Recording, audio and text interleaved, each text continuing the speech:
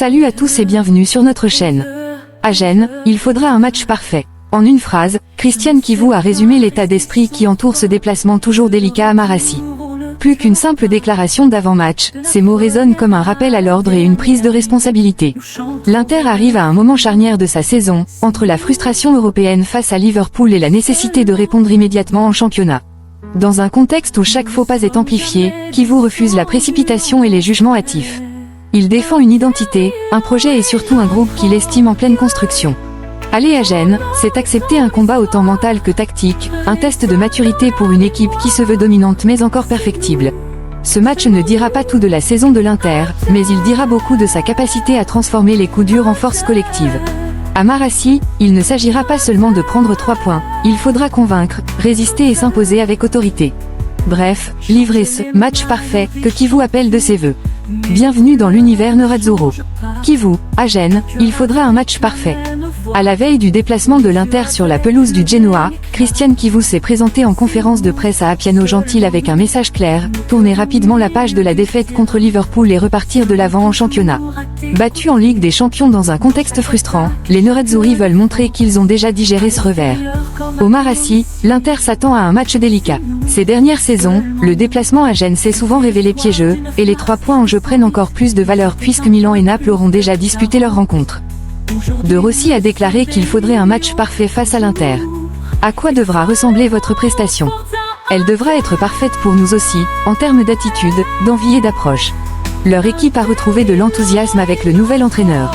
Pour l'Inter, aller jouer à Gênes n'a jamais été simple. Il faudra livrer un match total, en donnant tout ce que nous avons. Que représente le fait de rejouer immédiatement après le pénalty d'Inter-Liverpool? Nous sommes conscients du travail que nous accomplissons. La réalité du terrain est souvent différente de celle qui est racontée, mais notre devoir est toujours de donner le maximum. Nous devons progresser encore sur l'attention, la lucidité et même le plaisir. Malgré ce qui se dit, nous réalisons un très bon championnat, avec des hauts et des bas. Nous cherchons à gommer ces moments où nous ne parvenons pas à ramener quelque chose, mais nous travaillons bien et nous sommes confiants.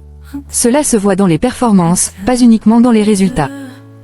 Vous et de Rossi incarnez une nouvelle génération d'entraîneurs. Sur le plan de la communication, c'est à vous de juger ce que nous apportons. Nous avons l'humilité d'apprendre de ceux qui ont plus d'expérience que nous. Nous avons toujours essayé de prendre quelque chose aux autres. Concernant Daniele, je l'estime énormément. Nous avons partagé 4 années magnifiques à Rome. Il s'est immédiatement intégré, malgré son jeune âge. Il était capitaine avant même de porter le brassard, toujours au service du groupe. J'ai toujours admiré chez lui son intelligence émotionnelle, footballistique et humaine. J'en garde un souvenir formidable. C'est quelqu'un de vrai, loyal et honnête. Comment avez-vous travaillé pour recharger mentalement l'équipe? En continuant à faire les mêmes choses, avec confiance et détermination. Nous ne devons jamais perdre conscience que nous sommes en train de réaliser une grande saison. En 21 matchs, sans compter la Coupe du Monde, nous avons peut-être raté demi-temps, mais jamais des matchs entiers. Ce groupe sait jouer et sait se comporter. Il a envie de dominer et de poursuivre un chemin qui nous rapprochera de nos objectifs. La réalité du terrain est bien différente de ce que certains veulent faire croire. Que demandes-tu précisément à tes joueurs? L'envie, avant tout. Nous étions très observés, certains disaient que nous étions finis. Pourtant, le groupe s'est toujours remis en question et a assumé ses responsabilités. En termes de performance, de fierté et de personnalité, il a montré des choses loin d'être évidentes. Nous sommes en décembre, nous savons que nous avons encore une marge de progression, mais depuis le début nous avons refusé de perdre notre identité, notre faim et notre volonté de dominer en Italie comme en Europe. Nous sommes sur la bonne voie, et le plus important, c'est que nous pouvons encore progresser. Comment expliquer les remontées manquées? Nous n'avons raté que demi-temps, je le répète. Nous avons gagné et perdu, sans jamais faire match nul, mais nous avons toujours cherché à dominer et à appliquer nos principes, sans calculer. Certains diront que parfois, calculer permet de ramener quelque chose, mais moi je choisis de rester fidèle à notre identité. Nous apprendrons de nos erreurs sans jamais la renier. Est-il possible d'enchaîner 2 matchs aussi exigeants en si peu de temps? En termes d'engagement et d'intensité, contre Liverpool nous avons même fait mieux que face à Com. L'adversaire était évidemment différent, mais je suis satisfait de ce que nous avons montré.